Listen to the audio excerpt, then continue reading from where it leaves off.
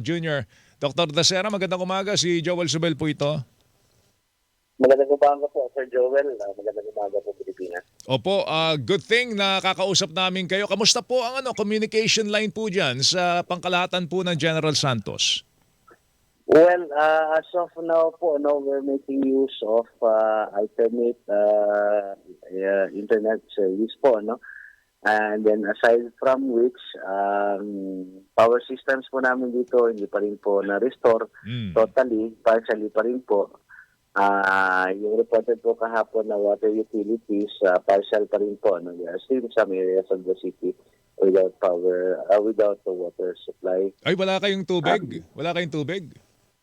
Meron lang pong ilang mga area na lang po na natitira na hindi pa po nare-restore yung pong water utility. Pero kailan daw po marirestore sa kabuuan ang supply ho ng tubig? Sa tubig po at saka sa kuryente, patuloy naman pong ginagawa ng paraan ng mga utility service providers na ma-restore po sa lalong madaling panahon. Okay. Kaya lang po sa laki po ng lawak po nung Opo, naintindihan po namin. Dahan-dahan lang po na-restore talaga. Kahapon, ang pinakahuling tala, Dr. Dasera, nasa 1 bilyon. Ang damage po sa inyo pong lungsod. Anong pinakahuling development po dyan? Well, that was DPWH data po yan. Hindi lamang po yan sa siyudad mismo. Kasi meron din po mga kasikbit na mga munisipalidad na apektado rin po. So, regional data po yung 1 billion. Okay. Pero ang casualties po sa inyong sa inyong lungsod, ano ang tala ninyo? As of now po, as of midnight last night meron pa rin po kaming 4 na nawawala, missing. 4 missing. We have 13 fatalities, 13, and then we have 144 injured and treated sa various RHUs and clinics po dito sa siyudad ng General Santos. Oho, may na-damage bang ospital diyan sa inyong lugar, Dr. Dasera? Meron pong mga damaged hospitals pero as of yesterday po around noon, towards early afternoon, na restore po yung services nila po. All hospitals despite yung mga minor damages po sa kanila remain functional po. That's good. So, yung 134 na bilang ng mga nasugatan po sa inyo, may kumakalinga naman po sa kanila? Well, sa ngayon po nakauwi na po itong mga to sa kanilang mga kanya-kanyang mga tahanan. They were treated sa mga rural health units po at saka sa mga clinics po dito sa General Santos. Okay. Ano ang pinakahuling po dyan? Paghatid ng tulong.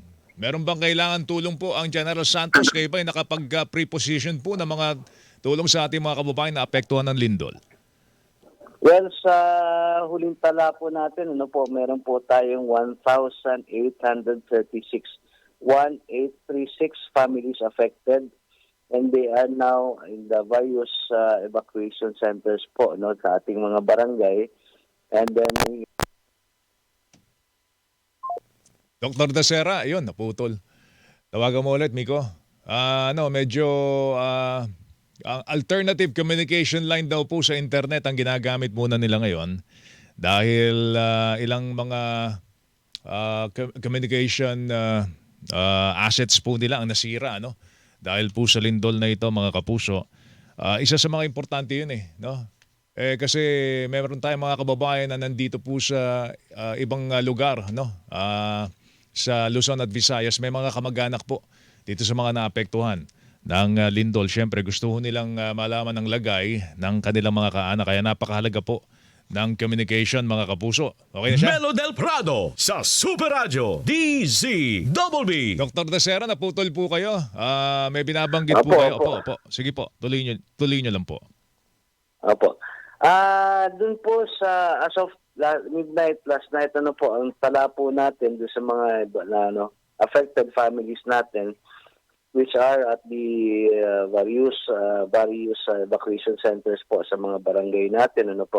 We have a total of 1,836 families. So that's 1,836 families Yung iba, nandoon po ito sa evacuation center, yung iba naman po outside evacuation center. Karamihan po dito sa mga ito ay nakatira po doon sa mga papanganib na lugar at tulad po ng mga landslide prone area at doon po sa mga baybaying dagat po natin no, na threatened by possible tsunami or big waves. Sa ngayon po, nakapagpadala na po ang ating national government no, through the DSWD na mga food non-food items. They have prepositioned 5,000 sets for distribution po dito sa ating mga apektadong pamilya at sa posible pa pong madagdag na mga